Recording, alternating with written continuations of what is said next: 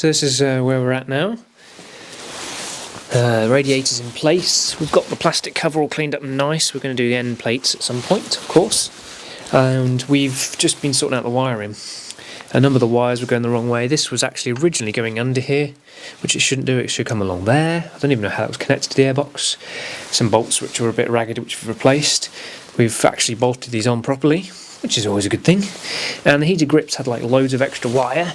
Plus we had a top-up battery charger, which I haven't got the other end of. But we've got all this, and it was all, well, actually, you know where it was getting the power for the heated grips?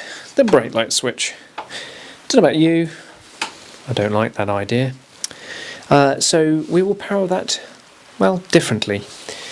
I'm going to find another switching power, I think, which would be a wiser choice, in my opinion.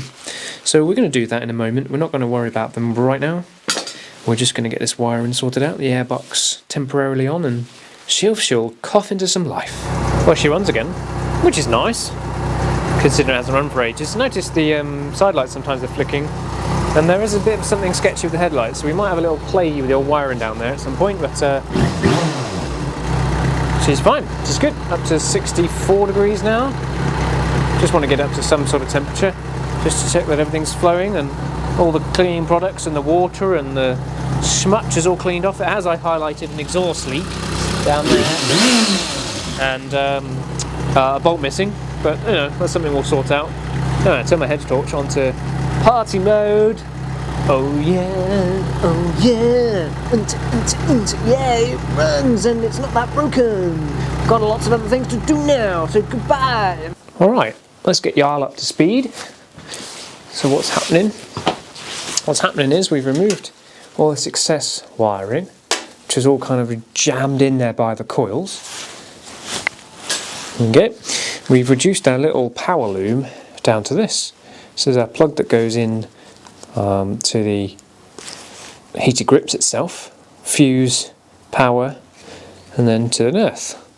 So nice little crimp terminals on the end, and we've shortened that wire down nicely. So there was loads of wire in here, which we've got rid of. And so all we need to do now is just plug our little loom in, power, earth, somewhere down like that, and the magic will happen. Now, I can sort of understand why they did what they did, whoever fitted these. At the same time, the bodgery was pretty keen. So they're obviously worried. They were looking for switching power so that these didn't stay on all the time. But these are Oxford heated grips. These are the version 8 versions. Most of them, though, I think even the original ones, do have a shutdown. So I tried it. I just put them straight to power. I turned them on to maximum. I turned the bike off, and they seemed to stay on. And then after about a minute, they went into power saver, and after 2 minutes, they turned themselves off completely. So even in the event that I forget to turn it off when I come home, they turn off automatically. So no need to be fiddling around with the loom for some switching wire. But what they had done is they had found a switching live, and it was the brake light switch, which didn't really have the amps required, as you can imagine, which is probably why it kept cutting out. And that connection, well, let's take a moment to just admire this connection. Yes, lovely. So we're going to try and get this old wire off and just solder up that joint, clean it up, protect it, resheath it, and then we can clip it back on. It's for the brake light switch for the handlebars. So there we go, that's what we're going to do. And we'll tidy those up, and then we're on to one other little project possibly before we attack the bodywork. Okay, so behind there somewhere, not great light, but we've fixed that all up in there, so that's working as it should, which is good. The grips tested, they're working as they should. The bike starts as it should. These bolts are all the right way around now. There was all a lovely mix of bolts going on here, and there's just a little fuse in there. We might just whap a little cable tie around there just so it doesn't wobble around. And then I was fiddling down here.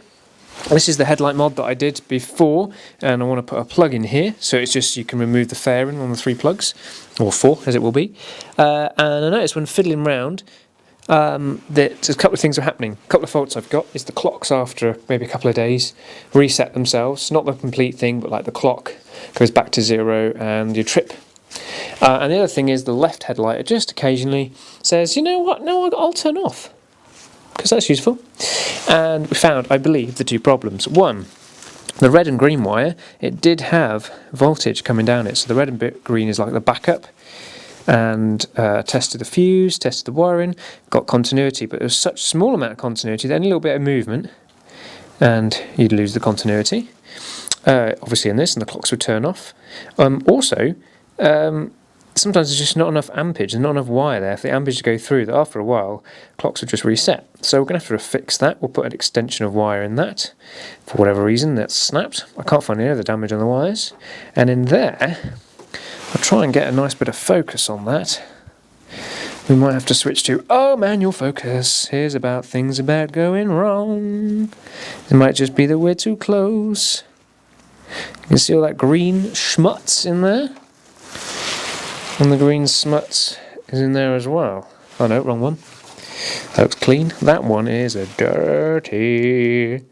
So we're going to clean all that up. That should fix our headlight issue. And that wire should fix our clock issue. So we'll sort them out now.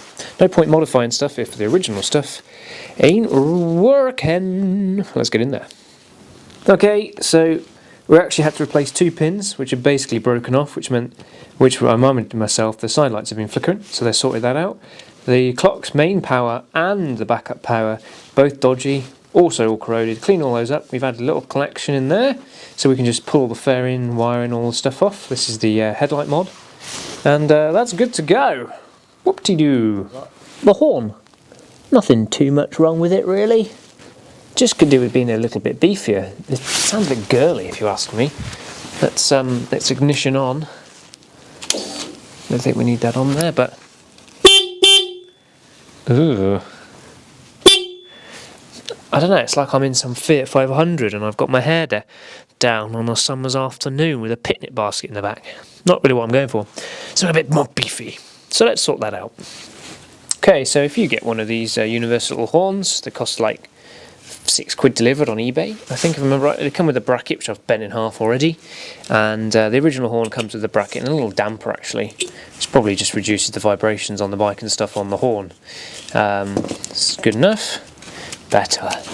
So to fit this in there without it contacting everything, I've basically just bent it over on itself like that, with the pins in that direction, and it should fit up in there, something like that, all being well.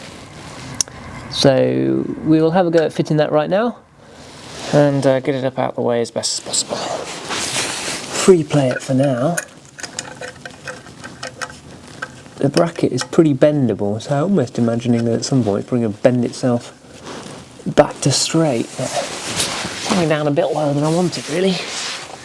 We might be able to fix that problem. A bit of pokey jiggery on the bracket. That might be too much, obviously. Here we go. Always the extreme.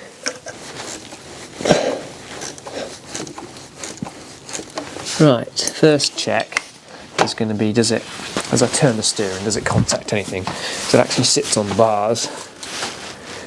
There we go, nice and loads of room there.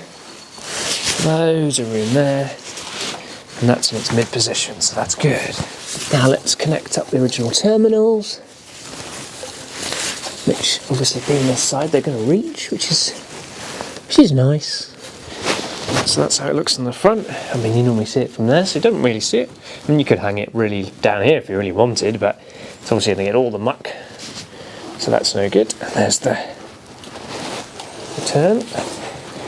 Right, let's see what it sounds like, I guess. Oh yes, that will do nicely. Sweet. Now I think that is one good day's work done. Bunch of wiring issues fixed. Our next job for the wiring before we hit the bodywork actually is this little job in here. This little sucker there in there. Gear indicator. So we'll have a little wander through that over a cup of tea and the wiring diagram. Maybe that'll be the next episode. Thanks for watching, and this is Piggy out.